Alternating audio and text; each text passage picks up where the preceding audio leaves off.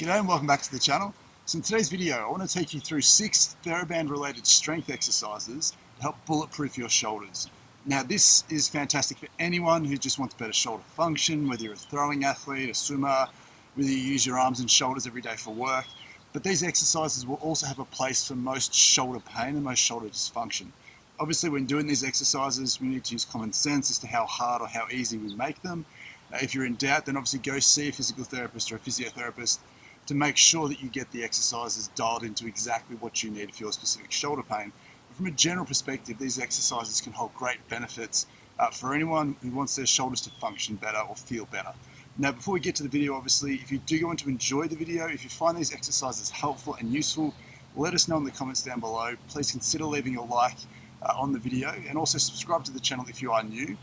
The first thing we basically need to talk about is when you're using a TheraBand, you want to choose a band that is appropriate for you. So in this instance, I've got a black TheraBand. You can use TheraTubing. You can use any resistance you find gives you good fatigue without losing technique. And we want to fatigue your muscles at about 8 to 12 reps, depending on what you're trying to do.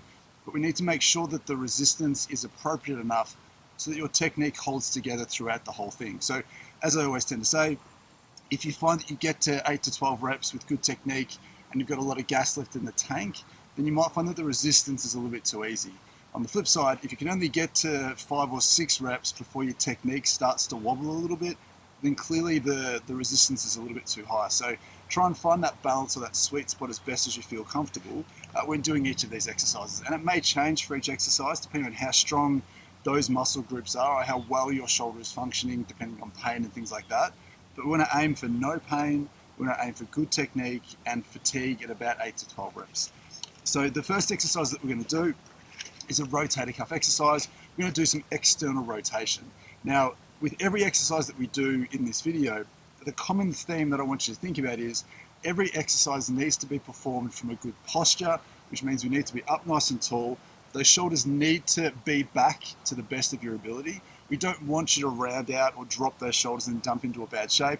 Obviously, that's going to change the way you load your shoulder tissue and it's going to potentially make it feel sore, or at least you're not necessarily going to get the right muscles doing the right things at the right time, which is really important for these exercises to be successful. So with the rotational exercise we're going to do for the rotator cuff, we just need to make sure they're up nice and tall. Again, shoulders back. We're jamming your elbow into your side. We're having the resistance pulling sort of laterally towards my right hand. So I like to lock the other arm in as well. And we're going to basically get you to rotate out as far as you feel comfortable. The distance that you go is dependent on how much range of motion you have. So if you've got a little bit of a stiff shoulder and you can only do a smaller range of motion, that's completely fine. Just make sure that when you're doing this, that shoulder that you're rotating doesn't dump forward at all, because that'll take the work from this exercise away from the rotator cuff at the side or the back of the shoulder and potentially bias the bicep tendon or some of the tissue at the front of the shoulder. So make sure that shoulder's back, make sure that the elbow stays in at your side at all times, and we're just rotating around that elbow. So we're not letting our elbow leave our side, we're jamming it in with our shoulder back, we're trying to rotate around that elbow. Now, if you're doing this and you can't stop the front of that shoulder from feeling sore, what you can do basically is from the same posture, instead of having your elbow directly at your side rotating outwards, if you shift your elbow forward slightly in front of the line of, I guess, the plane of your sort of shoulder to elbow, so instead of being sort of in line, if you have that elbow a little bit further forwards and then sort of rotate around that angle, you should find that the tension moves away from the front of your shoulder more towards the side or the back, which is what we want for this exercise. So that exercise, again, is a staple of most rehab programs. That rotator cuff is very important for shoulder stability and good shoulder function. So make sure that you're in a great posture while you're rotating through that exercise. Now, exercise number 2, excuse me, is we're going to do what's called a diagonal.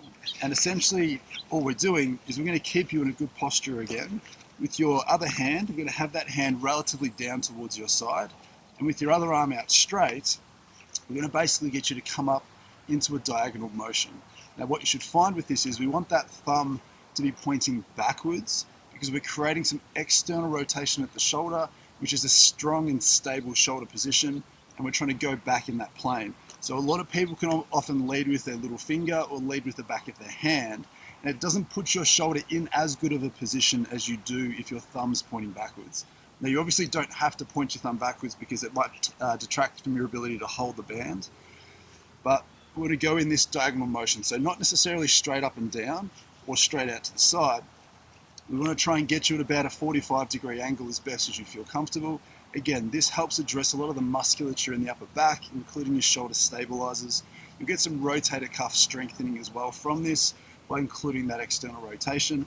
Again, we need to make sure that you're up nice and tall, those shoulders stay back, and then you're not dumping forward, even on the other side as well, making sure that everything's staying relatively strong and relatively stable. So that's a diagonal.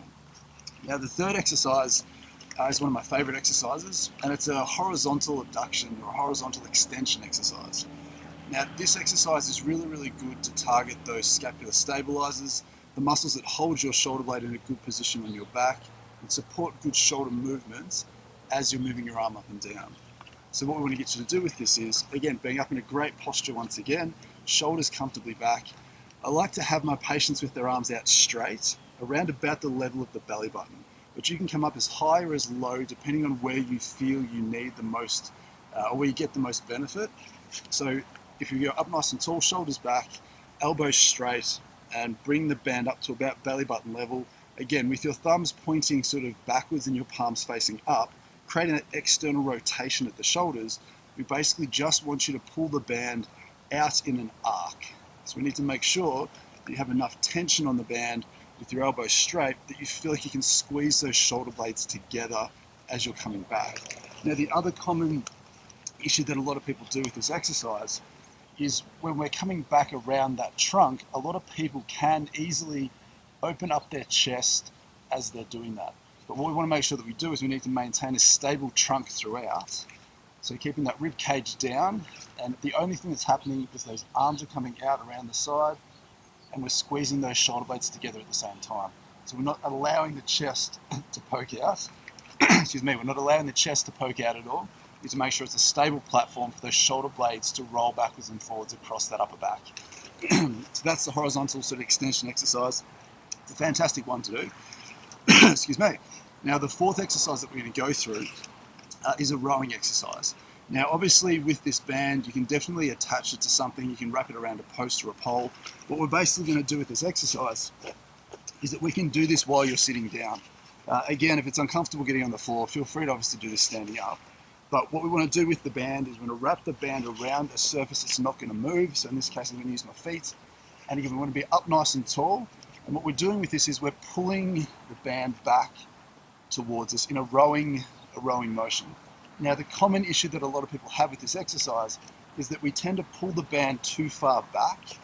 And what that tends to do is if you don't have the range of motion to do that effectively, it can be very easy to get to the point where your elbows are in line with your trunk and then the shoulder dumps forwards as we do that.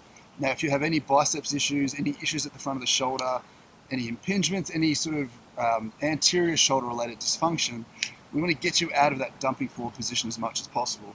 So in order to, I guess, to counteract that specific issue, if you're up nice and tall, pulling your elbows to your trunk, I like to get people to stop level with your trunk. So you don't have to bring your hands to your belly.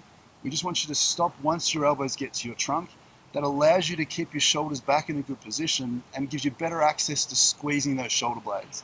Now, as you become better at this exercise, if you feel like you can maintain a good shoulder position and just extend those elbows, that's completely fine. But don't get stuck or trapped in a position where you're really worrying about where your hands are going and where you're finishing and you're letting your shoulders dump forwards. Make sure that those shoulders are back the whole time, and then to complete the movement, take the band as close to as you feel you can while you're maintaining that position. So that particular rowing exercise, again, is a great exercise to strengthen a lot of the muscles in the back, muscles that retract those shoulder blades, and also the muscles that extend your shoulders, which are important for normal function. Excuse me. All right, so the fifth exercise that we're going to go through here is a shrug exercise. And again, this exercise is a personal favorite of mine. It's an exercise that doesn't necessarily address the rotator cuff, which is really important for any good shoulder function. It doesn't necessarily address those scapular stabilizers that support good normal function like a lot of the other exercises do, but it does address a lot of the upper trap dysfunction that we see. And the reason why this exercise has made the video is because when we see a lot of shoulder dysfunction occur, Most people tend to drop and roll down into a bad position, whether that's using your computer, driving a car, sitting down watching TV, whatever it might be. And that dropping and rolling forwards creates an enormous amount of constant tension sort of pulling through your upper traps into your neck and into your shoulder. So over time, these muscles can get very tight and very restricted. And again, in turn, it can create a lot of neck dysfunction, upper back dysfunction, and shoulder dysfunction that a lot of people don't realize. So giving you a strengthening exercise for those upper traps is a great way to help support that position while you're trying to get into a better shape long term. So obviously with a band, it's best to do this standing, but just so that you guys can see, I'll do it kneeling, which might be a little bit awkward, but again, we can get the idea regardless. So what we want to do here is we want to make sure, again, that you're up nice and tall, shoulders are back. Now, when we're doing a shrug, particularly with a band, I like to have my hands a little bit off my hips. This allows me to sort of target those upper traps a little bit more than if my arms are basically straight at my side. Again, up nice and tall, shoulders back, and then all we're doing is lifting that up and down depending on how far you feel you can go.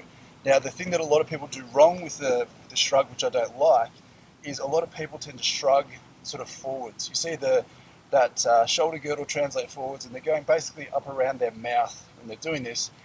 A perfect shrug ideally would be going up and down behind your ear.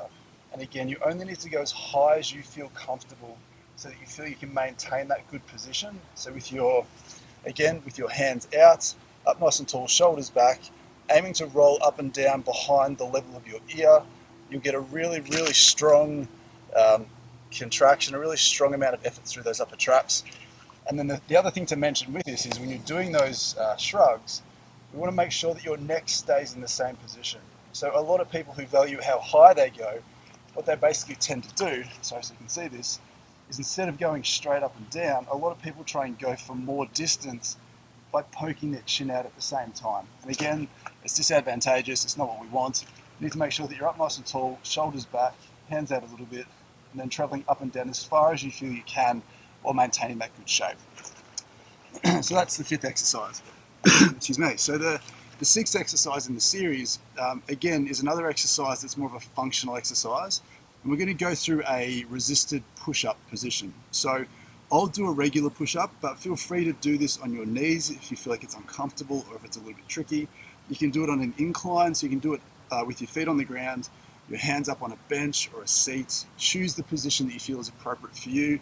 Again, as I said, make sure that it's a position that respects that 8 to 12 rep range and you can maintain good technique without discomfort. Try and find that balance. If it works out that you can do this on the ground, that's fine. If you have to do it up on an incline, that's also fine as well.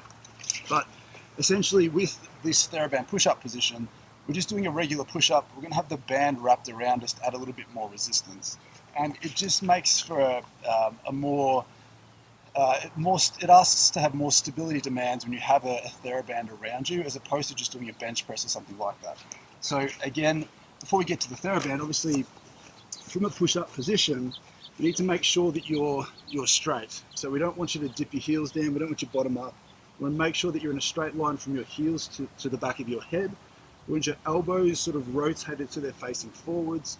We want your shoulder blades back. And from this position, we're going to do a push-up and you'll find that your elbows will track relatively close to your trunk. They're not going to be out like a lot of people tend to do. So what we want to do with this is, when we're using the TheraBand, we're going to drape the TheraBand around the back of your shoulders, and I like to wrap it around my hands just to make sure that it stays there. I'm going to plant my hands on the ground, again, choosing a good position, up nice and tall, shoulders back, elbows facing forwards, and then when you find as you come up, those last little pushes, need a little bit more tension here, those last few pushes, the last few degrees of that movement will essentially be a little bit more challenging than usual. Yeah, all right. So again, good position, tummy drawn in, coming down and then coming up, doing a regular push-up, with a little bit of extra stability demands coming from that TheraBand. So those 6 exercises are a great broad exercise group to do for any shoulder dysfunction, or even if you've got good shoulders, you just want better shoulders. So again, it's important to remember that The technique is vital. You've got to be in a good position. It's the same good position for every exercise. Shoulders back as best as possible, spine in a good position. We want to aim for that rep range that gives you some fatigue without losing that good technique. And then we also want to make sure that there's no discomfort. Excuse me. So if you find that any of those exercises challenge your shoulder pain in any way, take a step back, reduce the resistance, but then also take note of how well you're positioning that shoulder. Make sure it's not dumping forwards. Make sure that you're in as good a position as you feel you can, and then come back to the exercise. Ultimately, if there's for something like the push-ups, if your shoulder is too painful to do that, then put a pin in that, come back to that when you feel like the pain is a little bit more acceptable and you feel like you're sort of making some progress. But, excuse me, I'm puffing. So those exercises are great ones to do for any improved shoulder function, decrease the risk of shoulder pain.